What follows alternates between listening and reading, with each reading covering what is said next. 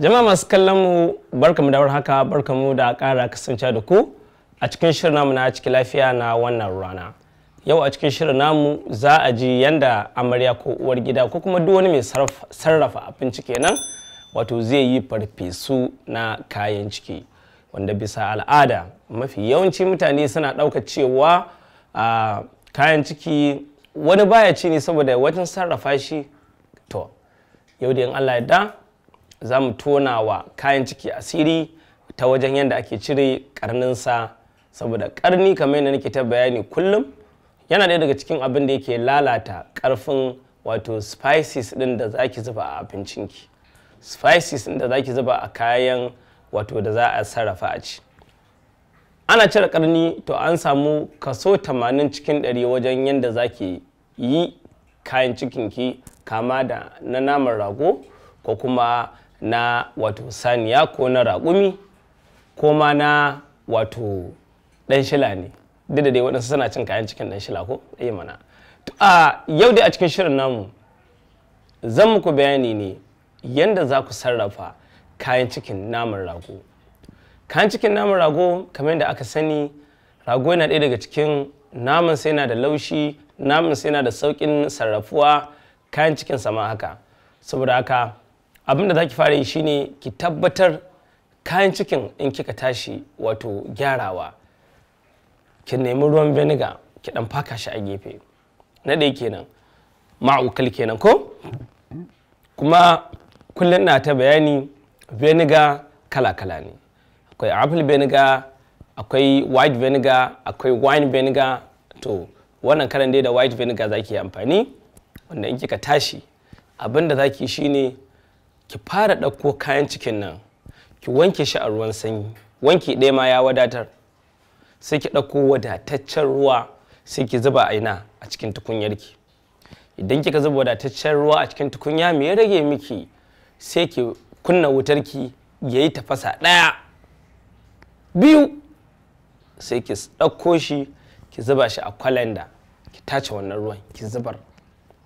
Kina zubar da ruwan, abin da ya rage miki shine za ki ɗauko wuƙa ki duba idan da tumbi, bayan tumbin nan za ki ɗan ga wani yaɗi haka, sai ki sa wuƙa ki kankare shi, sai ki wanke shi a normal ruwa na sanyi kenan fa. Bayan kin zubar da ainihin wannan ruwan zafin nan, sai ki bar shi, ki zubar da shi. Me ya rage miki?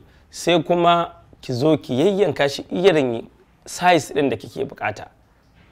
Kika yayyanka, abin da ya rage miki shine za ki zo ki ɗauko wani ruwan ki ɗora a kan wuta, ki ɗauko ɗanɗanonki ki zuba, ki ɗauko star anise kamar da ake gani a wanda za mu yanzu mu sa star anise, ki ɗauko star anise ki zuba, rosemary ɗinki ki zuba, citta wadatacciya ki zuba ta, garlic yar kaɗan ki zuba a ciki, sai ki rufe tukunyarki.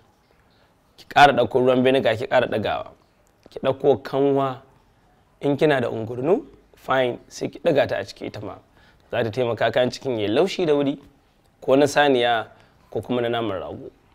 Saboda haka sai ki rufe ta ki batta ta ɗan yi dahuwa ɗaya biyu. Idan kina son yaji da ko attaruhu ki ɗan jajjaga guda ɗaya ko biyu, sai ki cilla shi a ciki, ki bari ya baje. In ana da san idan yi yaji kenan, in ba a san yaji kuma za a iya barinsa a haka, ko ki sa 1/4 na attarun, saboda shi attarun yana ba da ma'ana ne sosai, ko da ba yaji amma za a ɗan ji ƙanshinsa kaɗan, zai ɗan yi ɗan kaɗan dai mutum yana ci ya ji kansa ya ɗan ba da light. So da fatan za a bi mu a ga yadda za mu haɗa wannan farfesu na kayan ciki.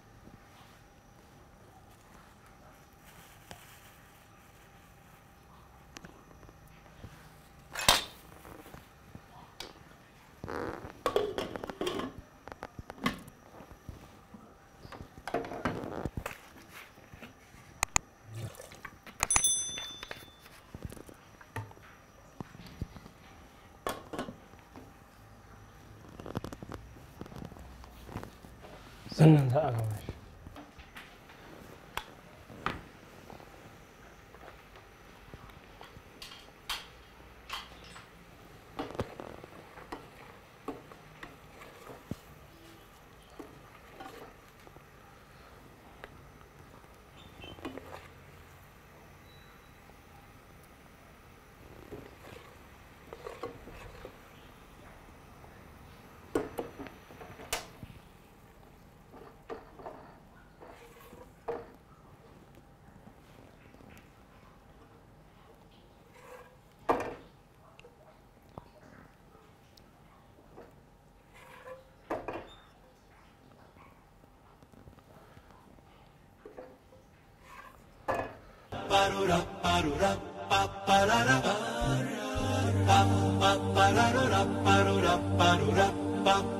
Jama'a masu kallon mu barkamu da dawowa, mun kammala.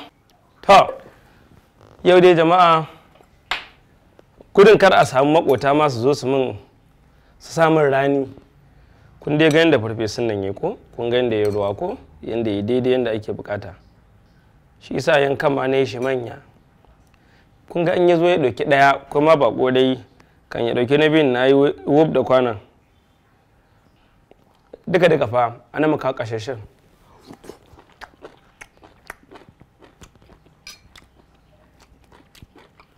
Assalamu alaikum wa ila liqa.